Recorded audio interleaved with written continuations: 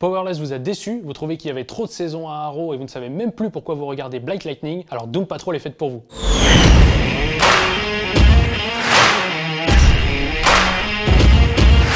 Doom Patrol est un comics né en juin 63. Et pourquoi je précise en juin 63? C'est parce qu'en septembre, il va sortir un autre comics avec une équipe étrange menée par un homme en fauteuil roulant. C'est chez Marvel que ça se passe, vous voyez ce que je veux dire? Copieur. Bref, ça sort en juin 63 et ça présente un groupe de parias qui s'est retrouvé avec des pouvoirs à ses dépens. DC est fidèle à sa ligne de conduite puisque les méchants de Batman auront souvent ce problème de devoir concilier l'amélioration de leur capacité physique avec les conséquences désastreuses que ça a sur leur vie. Je pense à Clayface ou à Killer Croc. Sauf que là, on colle ce handicap à des héros.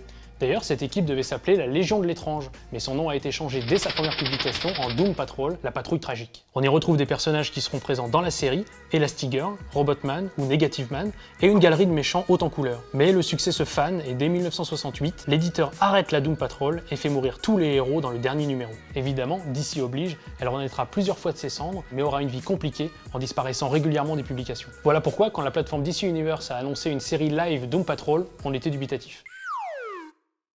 Et puis il y a eu ce premier épisode et on n'était toujours pas convaincu. Non, vraiment, il faut regarder plusieurs épisodes pour que la série trouve son ton complètement barré, le ton décalé qui fait qu'on adhère. A sense of humor helps here. Laissez-lui le temps de s'installer. On avait déjà rencontré la Doom Patrol dans l'épisode 4 de Titans.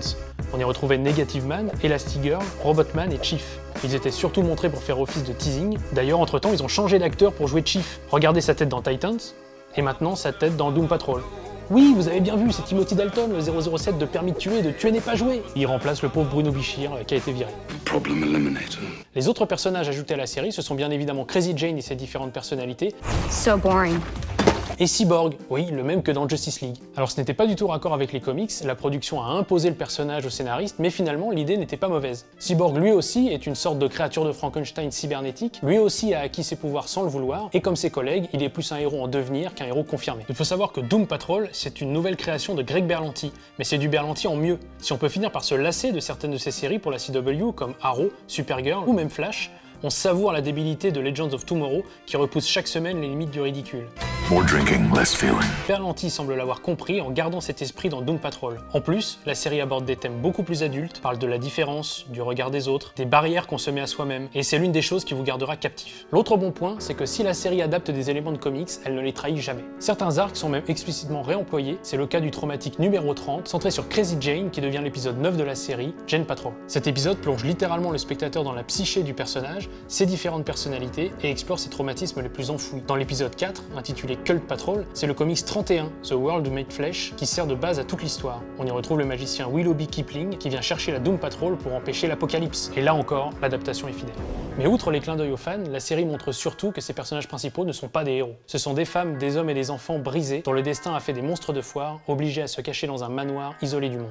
Souvent, la base des héros, c'est un peu leur repère cool, comme la Batcave, le Baxter Building ou la tour des Avengers.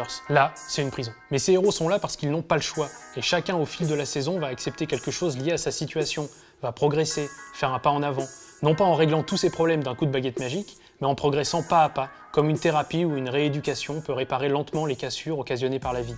Robotman va essayer de contenir sa frustration, Crazy Jane laisser un peu de sa haine derrière elle, et Negative Man apprendre à gérer son double. Le méchant est aussi un atout majeur. Même si c'est l'un des personnages les plus modifiés pour les besoins du show, Mr. Nobody crève l'écran et apporte quelque chose de nouveau. Il est joué par Alan Tudyk, qu'on avait vu dans Powerless, et qui faisait la voix de Green Arrow dans Young Justice, et qui fera celle du Joker dans la future série animée Harley Quinn.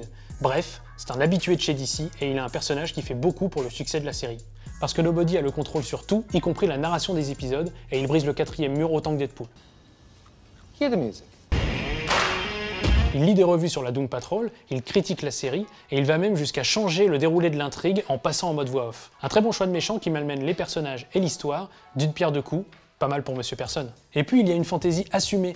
L'ambiance vire au grand n'importe quoi avec des monstres géants façon kaiju, une rue consciente et transgenre, un collectionneur de barbe ou encore Ézéchiel le cafard envoyé par Dieu. Mais tout ça serait uniquement amusant si Doom Patrol n'était pas porté par une mise en scène travaillée. Loin des volontés expérimentales d'un Légion, elle propose des plans de qualité sans recourir à des filtres. La bonne idée de la série, c'est de filmer l'étrangeté avec un regard humain et une réalisation qui sait se faire discrète. Et pour ça, chapeau.